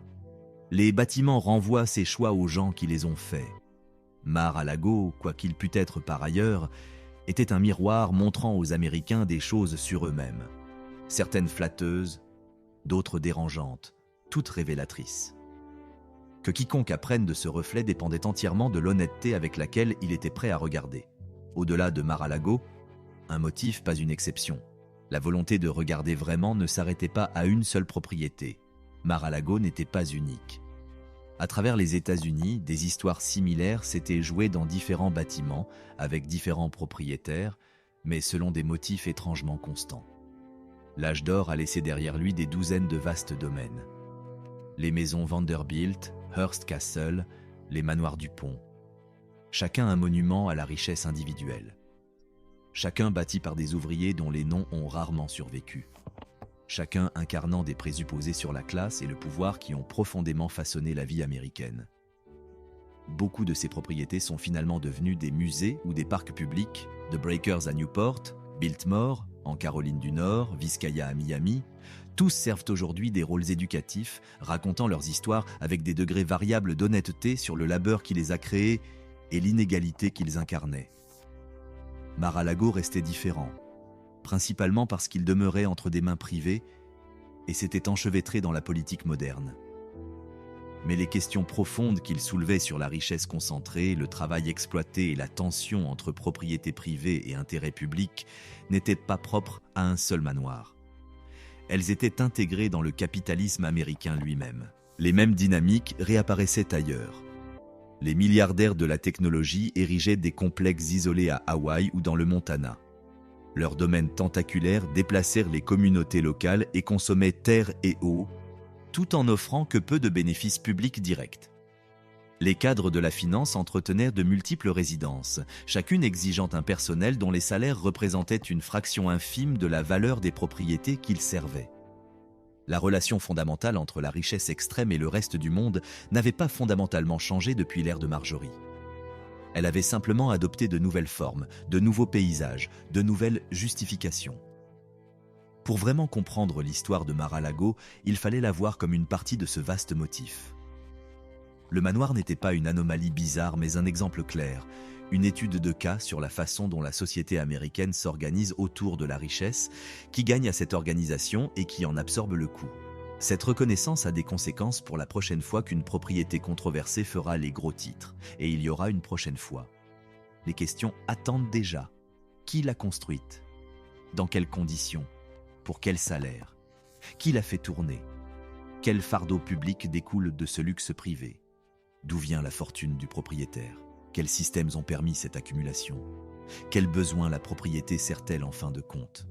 Ces questions s'appliquent autant aux nouveaux développements qu'aux anciens domaines, aux résidences privées qu'aux projets commerciaux, aux avoirs domestiques qu'à l'immobilier outre-mer.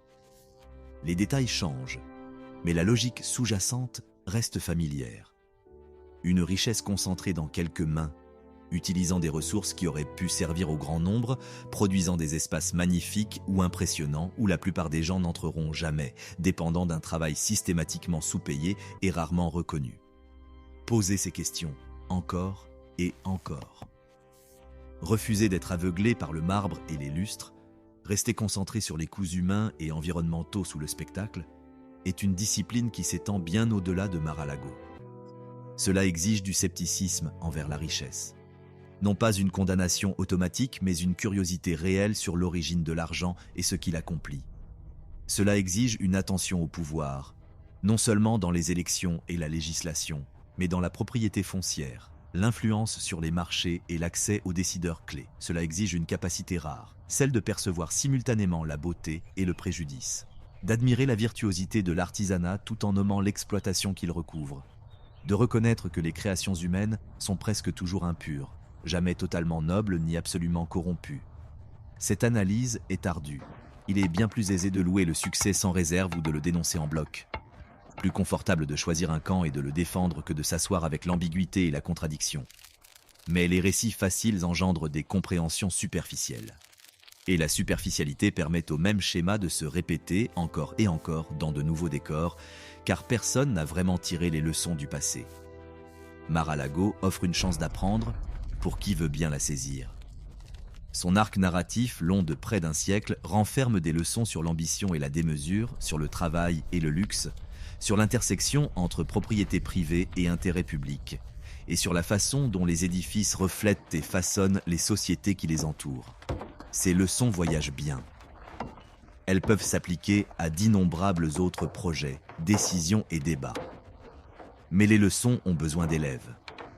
Elles exigent d'admettre que la réalité est plus complexe que les éléments de langage partisan, que nos présupposés chéris peuvent être incomplets ou faux, et que les systèmes dont nous profitons peuvent aussi être injustes. Cela requiert de la patience pour saisir le contexte et assez de résilience pour affronter des vérités inconfortables au lieu de les repousser. Savoir si les Américains possèdent collectivement cette patience et cette résilience reste une question ouverte. Les joutes verbales assourdissantes autour de Mar-a-Lago suggèrent le contraire. Elles indiquent que la loyauté partisane et l'identité de clan noient souvent la nuance, que beaucoup préfèrent des récits bien rangés à des réalités désordonnées, que le manoir est plus souvent utilisé comme une arme rhétorique que comme un objet d'étude sérieux. Mais la conversation publique n'est pas une fatalité. Les choix individuels comptent encore. Chaque personne qui rencontre l'histoire de Mar-a-Lago, à travers les reportages, les documentaires, les livres ou un aperçu fugace depuis Palm Beach, prend des décisions sur ce qu'elle remarque, ce qu'elle questionne et ce qui lui importe. Ces petites décisions, multipliées par des milliers ou des millions d'individus, finissent par façonner la manière dont une société se comprend elle-même et ce qu'elle décide de changer ou de préserver. Le manoir ne peut forcer ses décisions. Il ne peut que rester là où il a toujours été. Son histoire est visible pour quiconque prend la peine de la retracer. Les motifs sont là. Les leçons sont là. La seule question restante est ce que les gens choisiront de faire de ce qu'ils voient. Le choix qui nous fait face. Ce choix était immédiat et il n'allait pas disparaître. L'histoire de Mar-a-Lago était toujours en mouvement. Les affaires judiciaires progressaient devant les tribunaux. Les combats politiques muaient. Le bâtiment lui-même continuait de vieillir, réclamant des réparations. L'océan gagnait du terrain, année après année. La suite allait naître des décisions prises en ce moment même. Aujourd'hui, dans les salles d'audience et les commissions du Congrès, dans les bureaux de rédaction et les sections de commentaires, dans les discussions entre voisins et les disputes autour des tables de cuisine, ces décisions révèlent discrètement ce que les Américains valorisent réellement. La transparence ou la vie privée, la responsabilité ou la déférence envers la richesse, l'intérêt public ou le droit de propriété absolu. Aucun de ces choix n'est simple. Des gens raisonnables peuvent être en désaccord, mais ces questions comptent car elles forcent à révéler des priorités qui restent habituellement tacites. Le manoir posait aussi une question plus intime, plus personnelle, à quiconque croisait son histoire. Quelle relation vouliez-vous entretenir avec la richesse et le pouvoir ? Vouliez-vous les applaudir sans hésitation ? Rêver de les rejoindre ? Les défendre comme la preuve de ce que le travail acharné peut accomplir ? Vouliez-vous les rejeter catégoriquement ? Ne voir que l'exploitation dans l'excès, aplatir le monde en méchants et victimes ? Ou vouliez-vous quelque chose de plus difficile ? Voir clair, admettre à la fois la réussite et le préjudice, tenir plusieurs vérités dans votre tête simultanément sans les effondrer en un verdict unique et facile. Cette dernière posture est la plus exigeante et la plus honnête. Elle demande de l'effort et un peu d'humilité. Elle troque la certitude réconfortante contre une véritable compréhension, les conclusions nettes contre de meilleures questions, l'indignation rapide contre un engagement durable. Mar-a-Lago méritait ce genre d'attention. Non pas parce que le bâtiment lui-même serait sacré ou parce que son histoire serait unique en son genre, mais parce qu'il était là, juste devant tout le monde. Un exemple concret rendant visible de grands problèmes abstraits.